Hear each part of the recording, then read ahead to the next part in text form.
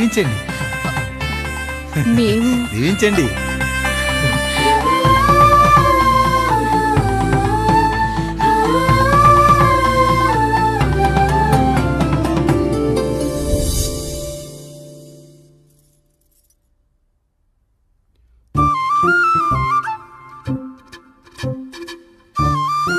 తింటారా?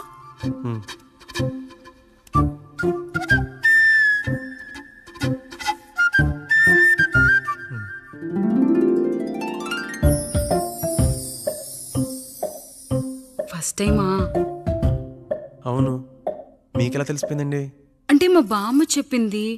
శోభనం గదిలో అనుభవం మగాడైతే మామిడిపండు పిసుక్కొని తింటాడు, అదే లేనివాడైతే మీలా ఇలా అరటిపండు ఓపిగ్గా ఒలుచుకొని తింటాడు అని.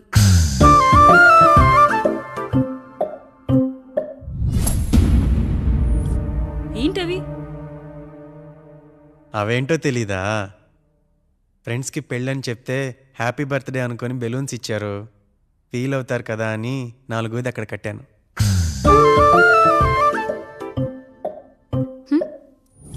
ఈ అన్నీ వచ్చాడు. పిల్లల గదిలోకి వెళ్ళారా? వెళ్ళారండి. మీరెంత ఏంటి ఇంత రాత్రి అయినా ఇంకా పడుకోలేదా? మీరు లేనిది ఎప్పుడైనా పడుకున్నామా అన్నయ్య? అందరం కలిసే కదా పడుకునేది మావయ్య. సరే సరే, అందరం పెద్దోడి గదిలో పడుకుందాం. ఈ రోజు వాడి శోభనం కదా, అసలే కొత్త. పక్కనుంటే ధైర్యంగా ఉంటుంది. పక్క నుండి దగ్గరుండి జరిపిద్దాం. పదండి.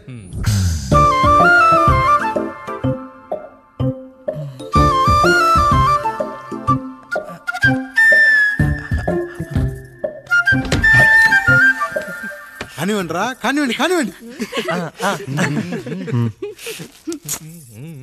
మీరేం మావయ్య ఇక్కడ పడుకుంటున్నారు? అదేంటమ్మా పెద్దోడా, చెప్పలేదా? మేమంతా కలిసే పడుకుంటామమ్మా. నువ్వు మాతో పాటే. అవును భార్గవి. మీరు ఊరుకోండి. మీరు ఇక్కడ పడుకోవడం నాకు ఇష్టం లేదు మావయ్య.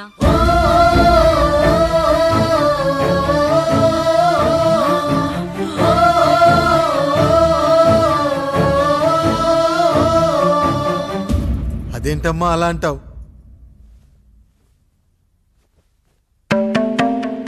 ఎన్నో చూశాం, ఎన్నో చేశాం. దుక్కి దున్ని కోత కోయకుండానే ఈ విత్తనాలన్నీ మొలకొచ్చాయంటావా తల్లి? అవన్నీ నాకు తెలీదు మావయ్య. మర్యాదగా బయటికి వెళ్ళండి.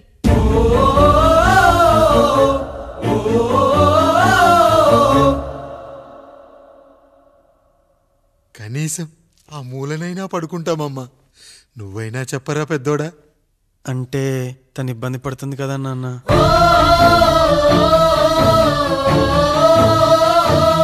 నువ్వు కూడా ఏంట్రా? పిల్లలేదో ఆశపడుతున్నారమ్మా. ఒక్కసారి ఆలోచించమ్మా. మావయ్య మీరు బయటికి వెళ్తే మేము తలుపులేస్తాం.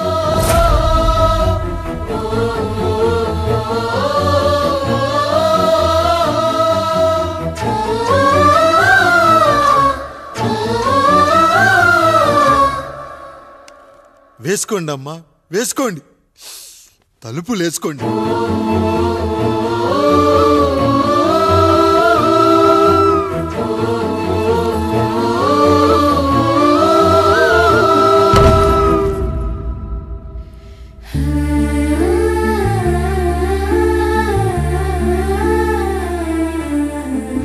రాయుడు, బిడ్డలు జాగ్రత్త. ఈ రోజు నుంచి వీళ్ళంతా నీ తమ్ముళ్ళు చెల్లెళ్ళు కాదు, నీ బిడ్డలు.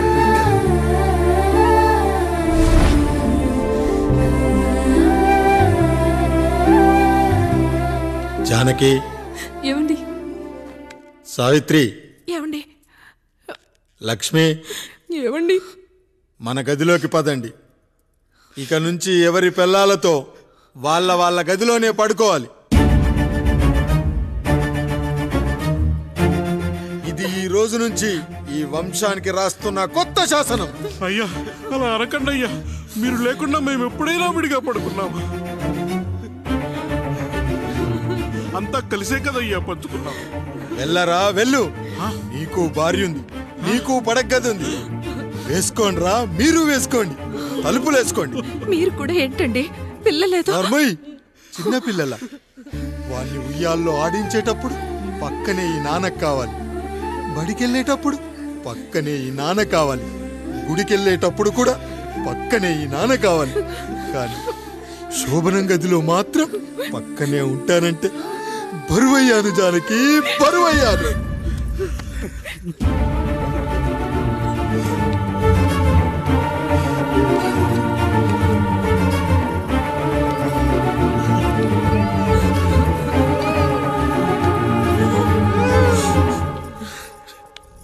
ఏంటండి ఇంకా అదే ఆలోచిస్తున్నారా? ఎలా మర్చిపోగలను లక్ష్మి? జరిగింది ఏదో జరిగిపోయింది, మీరు బాధపడకండి. ఎంత మాట అన్నాడో చూసావా? నా భార్య ఇబ్బంది పడుతుంది, బయటికెళ్ళండి నాన్న అన్నాడు. వాణ్ణి ఎలా పెంచాను? చదువుకుంటే పై చదువులకు వాడు వేరే ఊరు వెళ్లాల్సి వస్తుందని చదివే మాన్పించేశాను. జ్వరం వస్తే ఆ మాత్రలు చేదుగా ఉంటాయని నేనే మింగాను. నోరు తెరిచి అమ్మ కావాలన్నప్పుడల్లా ఇంతమంది అమ్మల్ని ఇచ్చాను. నాన్న అన్న ప్రతిసారి నాన్నల్ని ఇవ్వలేకపోయానని వాడికి నా మీద కోపమో ఏమో జానకి. నిజమేనండి, మనమంతా ఇలా లేమే. మన కుటుంబానికి దిష్టి తగిలింది. మా నాన్న మరణంతో ఆస్తిపోయి తమ్ముళ్ళతో నడి రోడ్డున పడ్డప్పుడు ఇలాంటి కష్టాన్ని మొదటిసారి అనుభవించాను.